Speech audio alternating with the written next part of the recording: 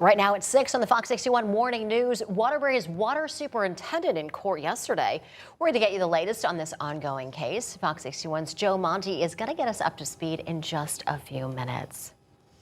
It's Thursday, May 14th. Happy Thursday to you. We're almost to Friday. Feeling good. Thanks so much for starting your day off with us. I'm Erica Arias. And I'm Bridget Bjorlo. Definitely pack that umbrella today. You're going to need it. And with all that moisture comes elevated humidity, Matt. I'm not ready for it. I'm already feeling it. Definitely going to start to see over the course of the next 7 days some big hair days. Stand by. But the temperatures are going to be going up, so well, that's going to kind of make up for it. Boy, is it. It's going to be on a tear for the next couple of days. Not today, though. Numbers are really down for the count thanks to more rain that's on deck.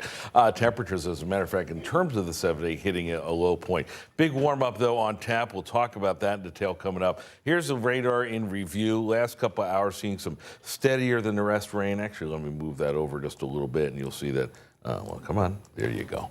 We can see that we have more steady rain in the Hartford Metro right now, approaching Ellington, Vernon, Rockville, Manchester, Tolland over the next couple minutes. It's manageable, but here we are starting to get into the brunt of the rush hour, so it's never optimal to have rain to deal with. Doesn't look like much, and for the morning hours it won't be, but there's a lot of activity that will continue to kind of move in from the south and the west as this low kind of pivots more energy around, not just for today, but over the course of the next 36 hours. You could see the high resolution guidance, which gets updated frequently. You could see a couple of scattered showers in the morning. It will pick up a little more in the afternoon, as will the intensity in some parts. Not looking for anything serious, but a few downpours may be waiting for you, especially for the 5 o'clock whistle home.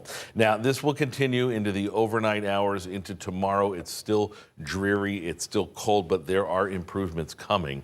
Numbers not improving at all. In the mid-50s now, upper 50s to 60 degrees later on is all we're going to get. But if you think, okay, you know what, I want warmer, hang on. We've got big numbers to talk about. We will talk about them coming up. Hopefully the speedometers are running pretty fast and not low numbers. Bridget, what you got in traffic? All right, Matt. Well, we do have a couple accidents coming in. This is our statewide traffic map where you see mostly green, but a couple of accidents are popping up, including one in West Haven. This is I-95 southbound. The exit 42 on-ramp is closed due to a crash.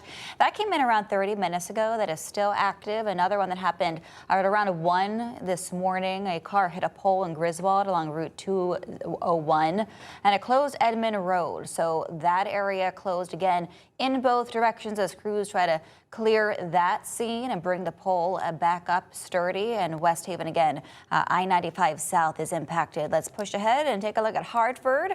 As the sun comes up, we are seeing traffic flowing. You see the roads are a little bit damp as this light rain comes down. The headlights are on as well, but no impacts there in the capital city. And taking a look at drive times, see if any of those are impacted here. Let's take a quick peek. And no, everything's looking good in the green. Both directions of 91 look fine. 84, same deal. It's only going to take you 7 minutes right now from New Britain Avenue to Hartford Tunnel along 84 East. 6:03 now. We have an update on a story we've been following for several weeks now. The former Waterbury water superintendent, Brad Millay, is accused of lying to get the job. He was charged with forgery and appeared in court yesterday. We're checking in with Fox 61's Joe Monty. He has the very latest on this case. Where does it stand right now, Joe?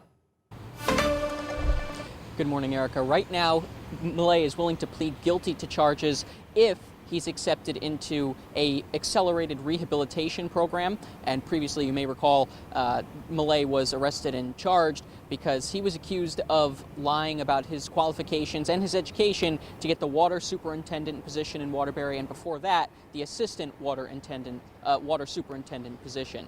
And Millay, all of this came to light after an investigation into the city's water flow issues. Millay was the assistant water superintendent since July of 2023 before being promoted to superintendent during July of 2025. Millay stepped down a couple weeks ago after being questioned about issues with his background. Investigators say he claimed different degrees on separate job applications to the city. In one application for the assistant water superintendent role, he claimed to have an associate's degree in chemistry and science. And in the other application for the water superintendent position, he claimed to have a bachelor's degree. Investigators say he also lied about having a Distribution 3 water license from the Connecticut Department of Public Health. Investigators say he would not have met the qualifications for either job under normal circumstances. Waterbury Mayor Paul Pernaruski says these allegations are troubling, but he doesn't believe this issue is connected to the city's water flow problems. Now, going forward, the city will continue to accept job applications, but they're going to be looking into things a little more closely. They're going to only accept official transcripts, and they're also going to be conducting an audit of city officials. Malay's next date in court is July 1st. We'll keep an eye on that. For now in Waterbury, Joe Monty, Fox 61.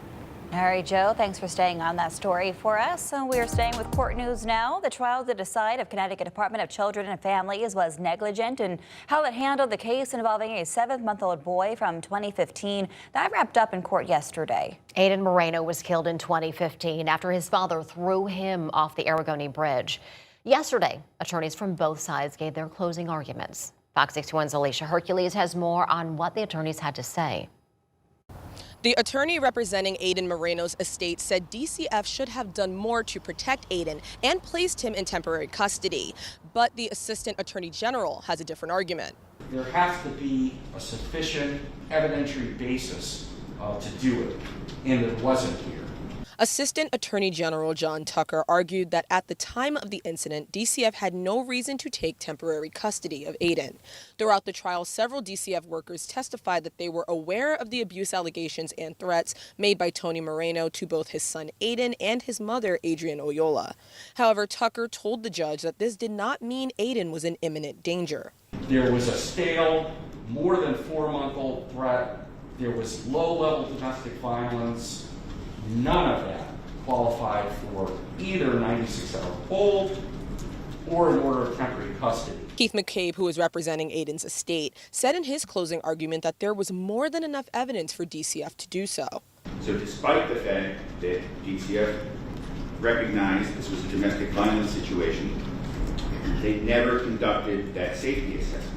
McCabe said that DCF should have conducted a safety assessment of Aiden with his father prior to him getting custody. Several families whose children attended the now closed Bright Path Daycare in Avon, Connecticut have filed several civil lawsuits. Those civil filings come as attorneys wait for what they call full transparency from Bright Path and its parent company, Busy Bees.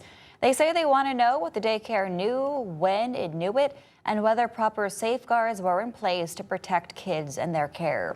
29-year-old Jan Carlos Barrios Otero was accused of sexually abusing children at Bright Path in Avon. Bright Path owns and operates more than 20 other locations across the state. The company says Otero worked at about 4 hours at the Simsbury Center in January of this year, about 6 hours at the Windsor location over on Day Hill Road in September, and about 3 hours at the West Hartford location that's on Park Road Center, also in September. The company said his employment began in January 2022, and he passed a thorough vetting process. A Connecticut state trooper faces a computer crimes charge. State police say Trooper First Class Marwing Pena turned himself into Troop I yesterday.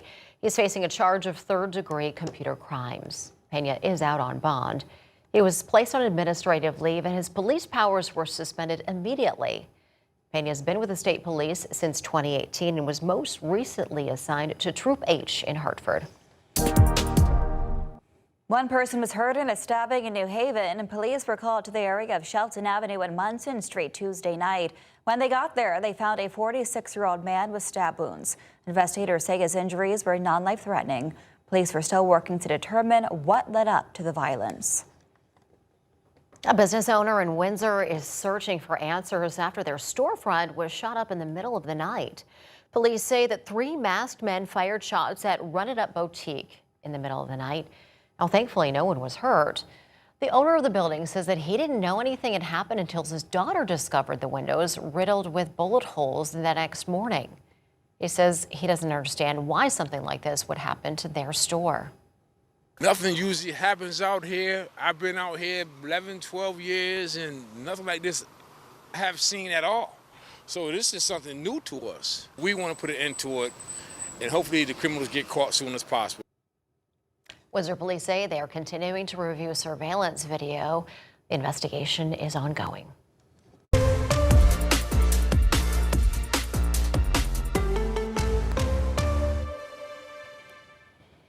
Big news in the world of Connecticut sports. The WNBA and NBA board have officially approved the move of the Connecticut Sun to Houston at the start of the 2027 season.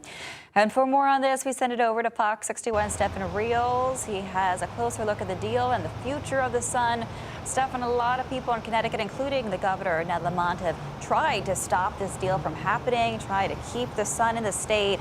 Can't imagine they're too happy about this.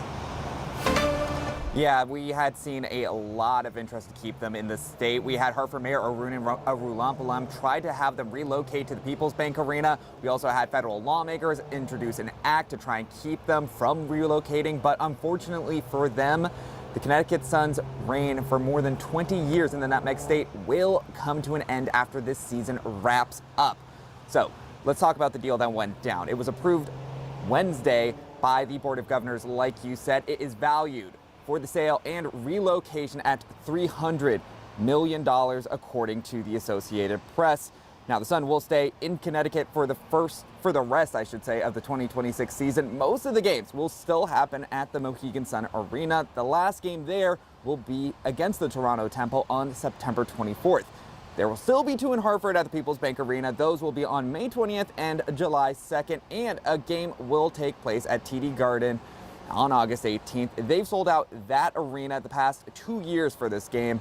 But after the deal was reached, Connecticut Sun President Jen Rizaldi said in part, quote, "We are grateful for the passion and support that made us a cornerstone team in the WNBA. While the league continues to grow and evolve, our commitment is to honor this legacy and finishing this final season together with pride."